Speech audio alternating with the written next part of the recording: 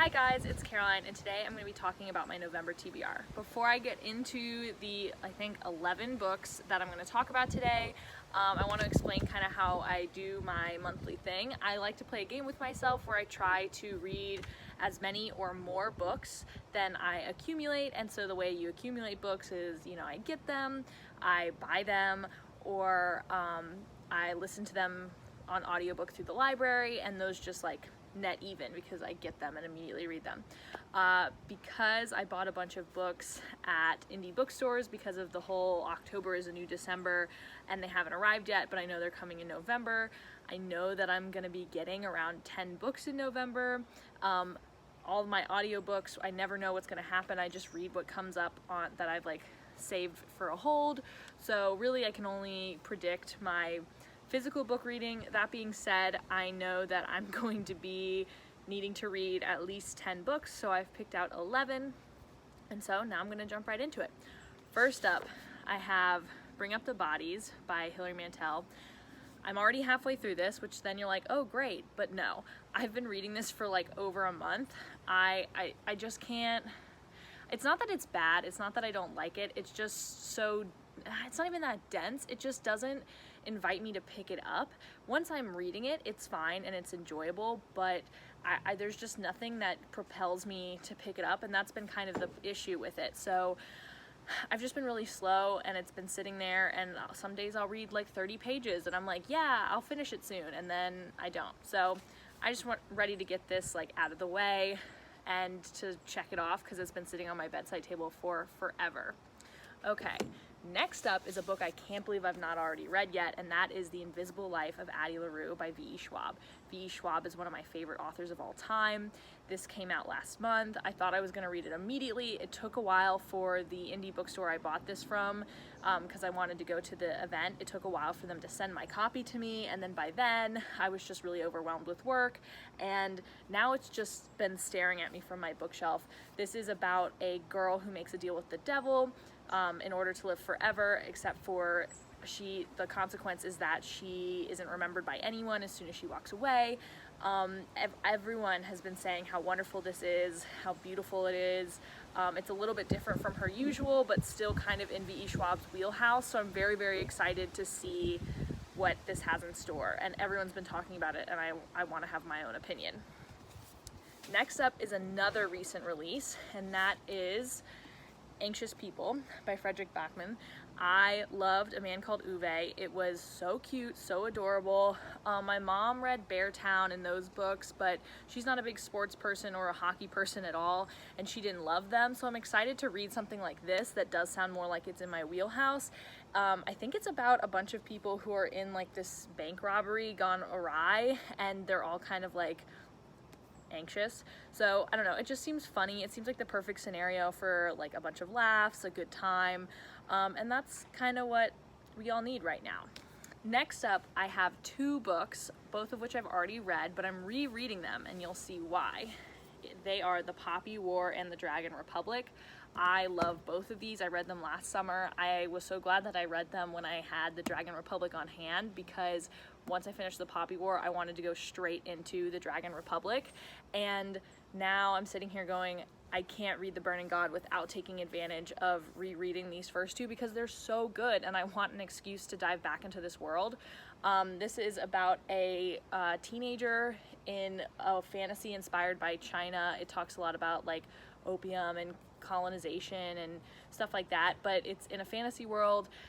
She gets to go to this kind of fancy military school that she tests into, which is a big deal, but she's kind of from a poor province, and she has darker skin, and she's a girl, and so she has kind of a tough time at this school, and war breaks out. It really deals with how terrible war is and a lot of tough topics. It's definitely considered grim dark fantasy, which I hate that label. It sounds stupid. Grim is dark. But anyway, it's definitely a dark fantasy, so like don't read this if you're not into that, or if you're not ready to be absolutely shook to your core and see a little bit of violence, a bunch of trigger warnings, but it's so good. If you're into high fantasy and you haven't read this, like you gotta. All right, next up, again, another book that came out recently that I still can't believe I haven't gotten to, and that is Pyranissi. This is honestly the most beautiful book ever. I mean, just look at it. Like, come on. It's so pretty. I love it so much. I'm not even 100% sure what it's about. My mom's already read it and she talks about how it's just like very odd. She didn't know what was happening, but I kind of love that. I did really like Jonathan Strange and Mr. Norrell. My biggest issue was that I thought it was way too long. Even though I like long books, I thought it was too long for what it was. This guy, however, I don't think I'm gonna have that criticism, but I'm excited to dive in and see what it's got for me. Next, I have Shuggie Bane, which I've checked out from the library. I am trying to read as many of the Booker shortlist nominations as possible before they announce it, and I think they announce it sometime in mid-November or late November.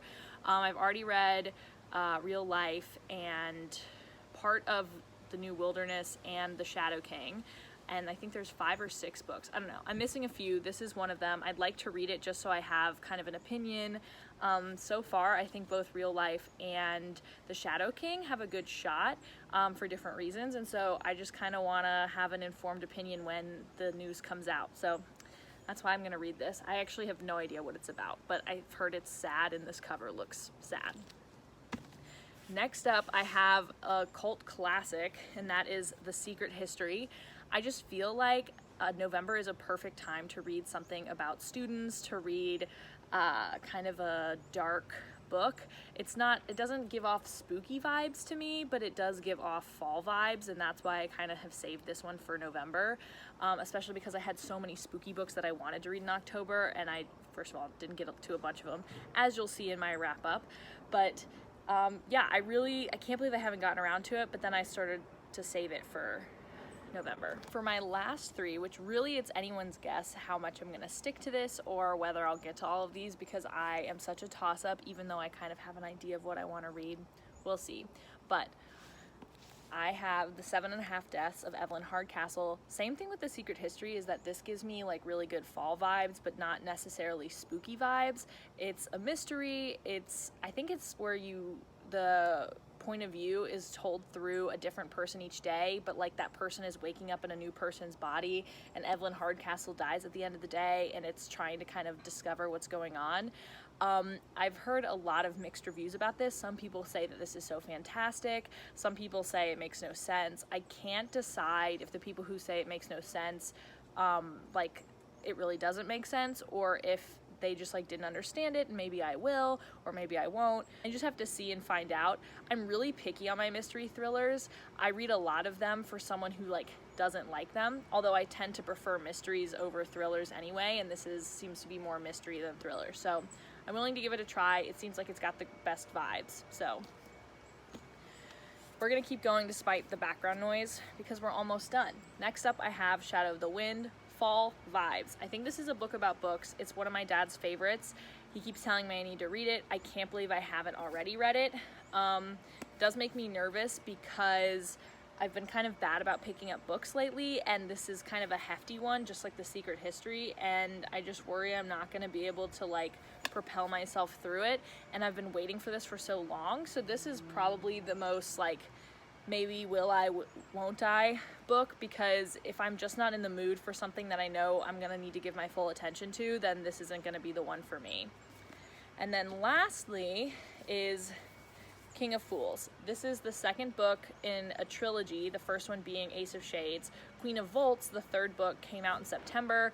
I'm on hold at the library for it, so I think I kind of need to get moving and read King of Fools before I get my library book for the third one. However, I don't know exactly why I'm like so hell-bent on continuing this series. I didn't dislike the first book, but I didn't love it either. But now I kind of feel infested, and a bunch of people have talked about liking this. My issue with Ace of Shades is just that it was really billed as a Six of Crows type thing, and I just like didn't find it to be anywhere near as exciting or as good as Six of Crows.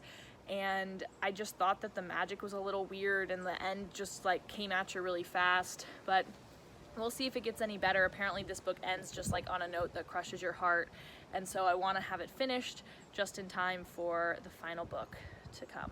So, well, those are the 11 books, and on top of that, I do know that 2 of my book club reads, both of which I need to buy, one of them is coming in my indie book haul, but one of those is Transcendent Kingdom, and I'm very, very excited for that one. That's had a lot of hullabaloo around it.